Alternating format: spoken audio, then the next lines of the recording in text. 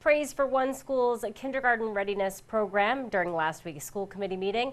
Officials hope to make the transfer station easier to use, and the search for a new superintendent moves forward.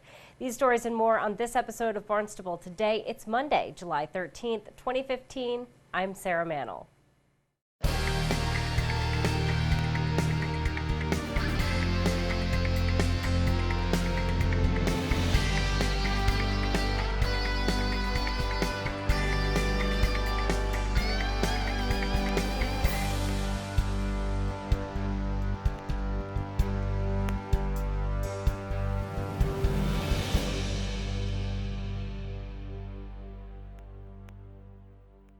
The Barnstable School Committee praises Hyannis West Elementary School and its kindergarten readiness program. Teacher Linda Silk says the kindergarten Jumpstart program helps incoming kindergartners get ready for life in the classroom. Kindergarten Jumpstart program was implemented last summer after Marie McKay, Kathy Amato, and myself looked at the Title I summer school program that had been in place for our grades 1 through 3 students for several years. Since attendance had not been high for the last several years of that program, it was decided that our greatest need was for our incoming kindergartners who did not attend preschool. Between 50 and 75% of our kindergartners on any given year do not attend preschool, and this severely impacts their kindergarten readiness skills. Our goal was to have small classes to prepare these students for kindergarten in the summer as opposed to the fall, when the kindergarten teachers would have 20 students in a class. The teachers in the Kindergarten Jumpstart program cover the kindergarten readiness skills of recognizing their names in print, correctly holding a pencil and a crayon, listening to nursery rhymes, and counting to 10.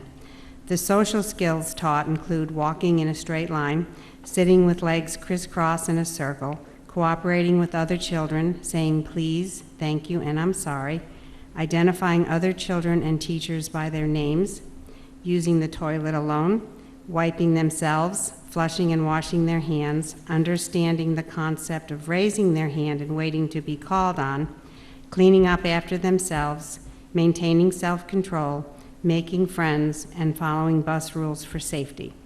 All these skills were taught using a nursery rhyme and guided discovery. The Kindergarten Jumpstart program was held for 2 weeks last year from 9 to 12, Monday through Thursday, and because of its success, this year it will be held for 3 weeks from 8:30 to 12, Monday through Thursday. The children are offered free busing and can be dropped off at a Hyannis daycare if needed.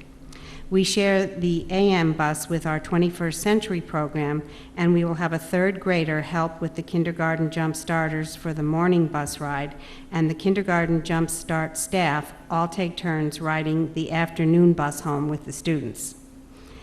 We have 8 teachers this year with 5 to 6 students in each class. We have 3 ELL classes with our 3 certified ELL teachers teaching it. We also have a Spanish translator, parent liaison, and a Portuguese translator, parent liaison. All of last year's teachers commented on the progress they saw in the students, and Ms. Amato said the program helped her in placing students in the kindergarten classes as the Kindergarten Jumpstart teachers were able to identify potential behavior problems or students who may need additional academic support. It should also be noted that at the end of the year awards ceremony this past June, 8 out of the 10 kindergartners receiving citizenship awards were jump starters. Silk says the Jumpstart program has been successful at making transitions easier for both students and teachers. Town officials hope to make the transfer station easier to use for residents.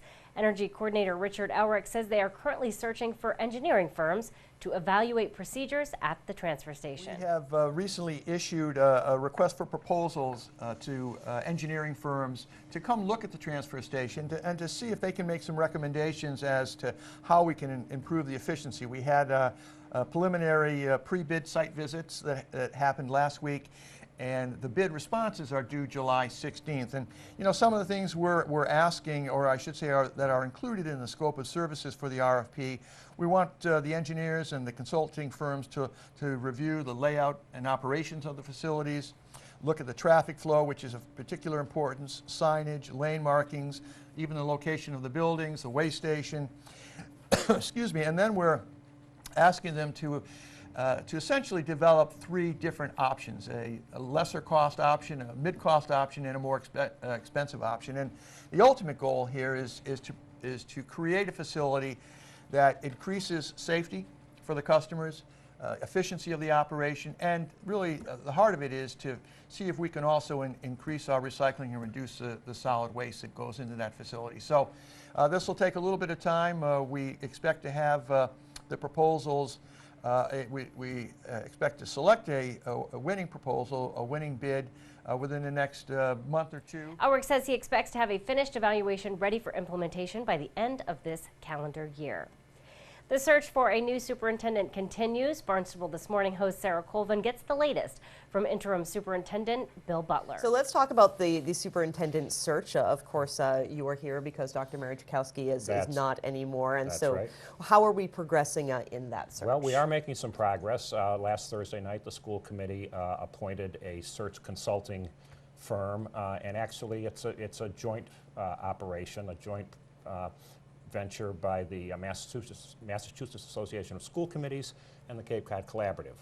The Cape Cod Collaborative was the search consultant 5 years ago for the school committee when Dr. Czukowski was selected, and the Mass Association of School Committees adds some additional resources in terms of outreach to the superintendent community. So with that done, we'll start putting together a search committee, and they'll start meeting, and hopefully we'll have a new superintendent soon. Great. And the search committee, is that going to be made up of members of the school committee? No, well, in part. The last time around, 5 years ago, it was, I think, 14 members, 2 school committee members, parent representatives, teacher representatives, administration representatives, community representatives, and the president of the Barnstable Teachers Association. Wow. So I think the school committee will look for broad representation throughout the community, and the search consultants will hold 5 or 6 focus group sessions where the community has an opportunity to give input into what the community is looking for in a new superintendent. Indeed. And will they hold several meetings before they start accepting resumes? They will, and then the process will be that the search consultants will pare down the applications and present them to the search committee. The search committee will vet them and interview between 5 and 10 applicants, and then typically recommend 3 finalists to the school committee. And the school committee will interview those at an open meeting on television, live on TV. Exactly. So everyone will be able to watch That's right. and hear those interviews. So are we still looking at January as kind of the target date for someone new? That's our target. Well, that's the target date to make an appointment. Now,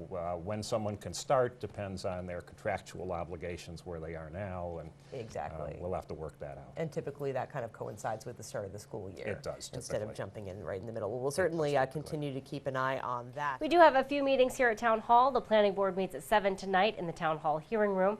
The Comprehensive Financial Advisory Committee also meets at 7. They will be meeting in the Growth Management Conference Room. And the Sandy Neck Board meets at 7:30 this evening in the Selectmen's Conference Room. Well, be sure to tune in to our hour-long news program, Barnstable This Morning, weekdays at 7 a.m. On tomorrow's show, we will chat with Police Chief Paul McDonald. We'll meet teacher and author Mick Carlin for our community profile segment. Plus, we'll have all the news and information you need. For Barnstable Today, I'm Sarah Mantle.